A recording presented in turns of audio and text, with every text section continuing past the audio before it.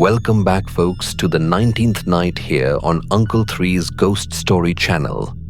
Tonight's tale, which I've tentatively titled The 19th Night, will shed some light on why I consider Thuan Kieu Plaza one of the most terrifyingly haunted places on the planet. This story comes from the same friend who shared his experiences on the 18th night, and since he prefers to remain anonymous, I'll just call him Newcastle. This all happened back when Newcastle was transitioning from 9th grade to 10th grade in Vietnam. It was a time, as you can imagine, of immense change in a young person's life.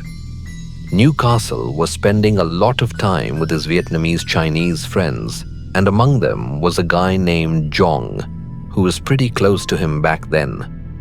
Dong was also Vietnamese Chinese, and tonight's story revolves around his life and his incredibly tragic first love. Dong and Newcastle had been classmates throughout middle school. When they got to 10th grade, Newcastle's group and their other classmates were all really tight. It was one of those summers when things were about to change. Newcastle was heading to a different school, and so were his friends. In Vietnam, some schools are specifically for Vietnamese Chinese children, and Dong's family had enrolled him in one for 10th grade, a school that also taught Chinese. So, he moved to District 5 for school. This was all happening after the year 2000, when Thuan Kieu Plaza was really in its prime. The story truly begins when Dong's parents enrolled him in that school near their home. It was there that Dong met a girl his age. She was terrific, also Vietnamese Chinese. Dong, being a bold young man, went up and introduced himself. Her name was Lan. After some time spent walking her home, meeting up, going to movies, and just hanging out, Dong and Lan both found themselves falling for each other.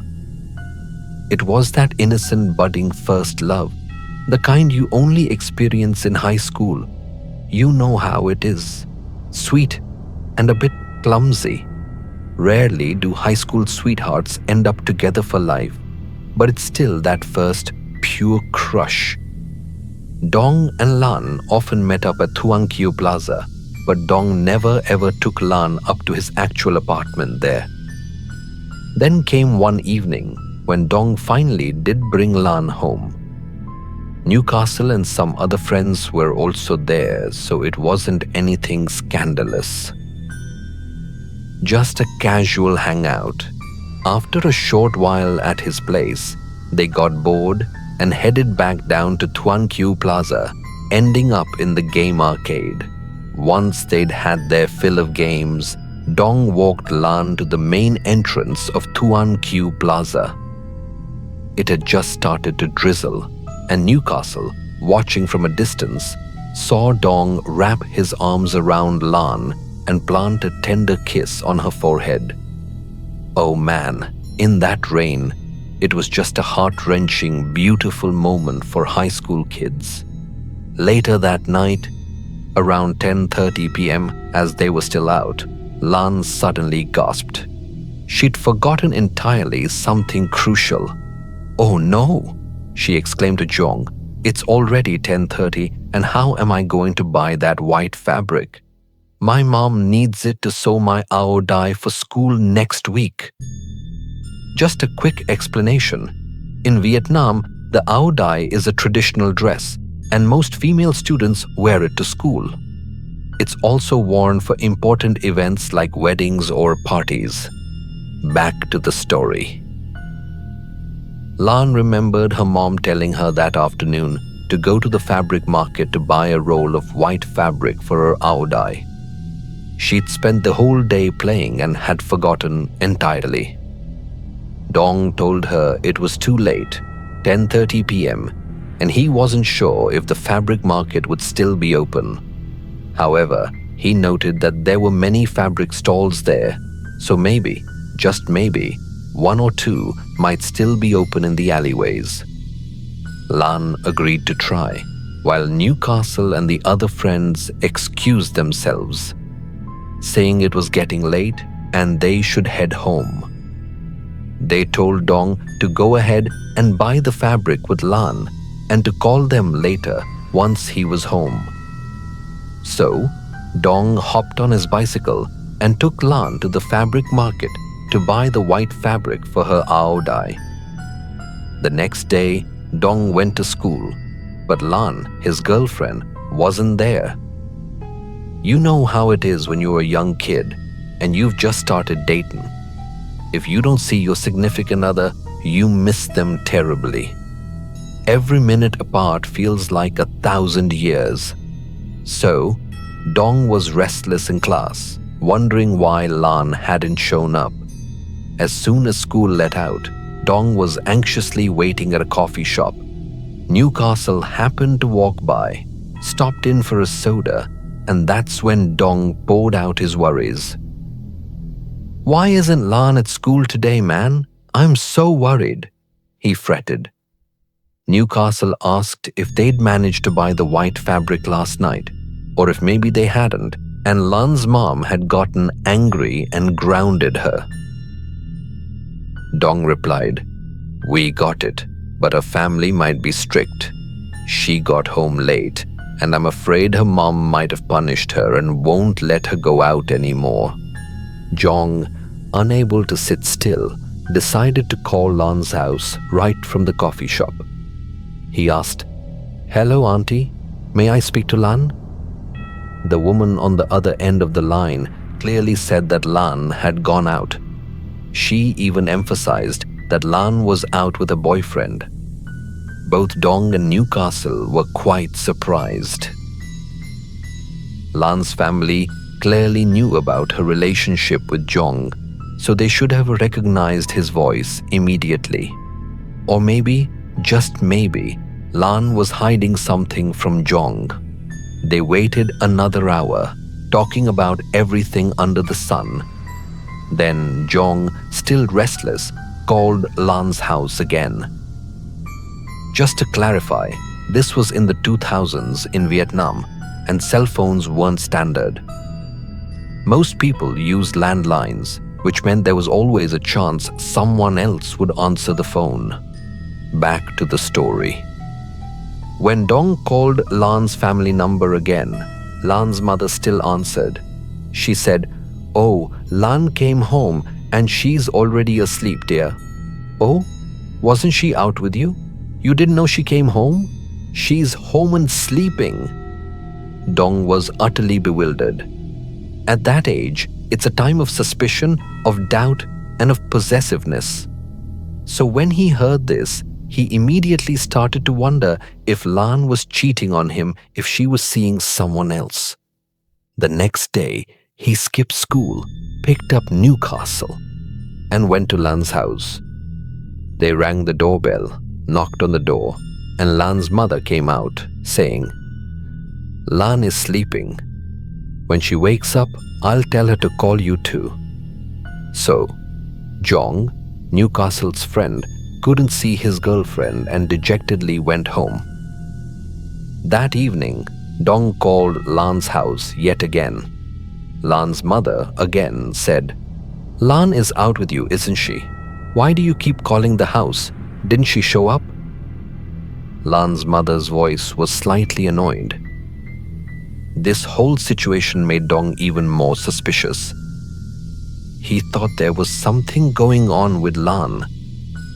Either she had another boyfriend and was lying to her family, or this new person meant a lot to her for her to lie and ignore Jong. Or her parents were strict and didn't want Lan to date at this time, so Dong decided to wait outside Lan's house to get to the bottom of it. Dong waited until 11:30 p.m. before he finally saw Lan walk home. She was walking from the end of the street, and she was wearing her Ao Dai with her hair loose. One might expect a heated argument, but there was none at all. Lan walked past Dong as if he were a complete stranger. Dong and Newcastle witnessed everything, just like that. It was harsh. Dong then turned to Newcastle and said, "Let's go, Newcastle. Lan doesn't love me anymore." Newcastle, puzzled, asked, "How do you know she doesn't love you? If she doesn't, you need to ask her directly. Why would she just walk by without saying anything?" But his friend Dong was too scared, so he just got on his bike and rode home. Exactly 2 days later, they heard shocking news. Lan, Jong's ex-girlfriend, had jumped from Thuan Kieu Plaza and died. This is where the absolute horror begins. She jumped and left behind a letter, the contents of which were, "I beg you, please don't harm my parents. I die to serve you." This letter was later given to the local police. But who was this mentioned in the letter? On the day of the funeral, Dong and Newcastle's friends all went. There were monks and priests chanting. Lan's mother was crying uncontrollably. As soon as she saw Jong, she rushed over to question him. Luckily, the police were also there. This was a mysterious case with many unanswered questions, so the police had to be present to observe any suspicious activity. When the police saw Jong, they approached him, and once they sat down to talk, Lan's mother calmed down. Lan's mother asked, "Lan was out with you a few days ago. Why did she come home so sad that she jumped to her death? Who did she meet and where?" Lan said in the letter that someone threatened her. The police questioned Dong politely. They asked him to report any information he had, including the day and time they were together. Dong recounted the entire story, explaining where he last saw Lan and if she had shown any strange behavior before that. When Dong mentioned taking Lan to the fabric market next to Thuan Kieu Plaza to buy white fabric, Lan's mother remembered a crucial detail. Ever since the Ao Dai was finished, Lan had worn that white Ao Dai all the time. She'd always pull it out to wear when she went out. The police then asked Dong about the location and the person who sold the fabric to Lan. Dong remembered and slowly recounted the details. It was already dark and there were no fabric stalls open there. Everyone had closed up. Dong and Lan were about to leave when Lan said she saw a fabric stall. The woman running the stall was packing up. As they stepped in, the shop owner said they didn't have any white fabric, only pre-made Ao Dai. If Lan was willing, she could try one on. So Lan went in and tried on the Ao Dai. The Ao Dai fit perfectly, as if it had been custom made for Lan. Not only that, but Lan bought it for a very, very cheap price. After hearing Jong's story, the local police found it completely preposterous. As officers familiar with the area, they knew very well that the fabric market closed at 6 p.m. How could any stall be selling at 10:30 p.m.? But the police were dedicated. They took Dong in their car and went to the fabric market to search for that particular stall. After all, the only clue they had was that the seller might be the person who threatened Lan, leading her to jump. The scariest thing happened next. Dong and the officer circled the market several times, but Dong couldn't recognize the fabric stall at all. It was as if it had vanished into thin air. After a fruitless search throughout the fabric market, the officer drove Dong back to the funeral.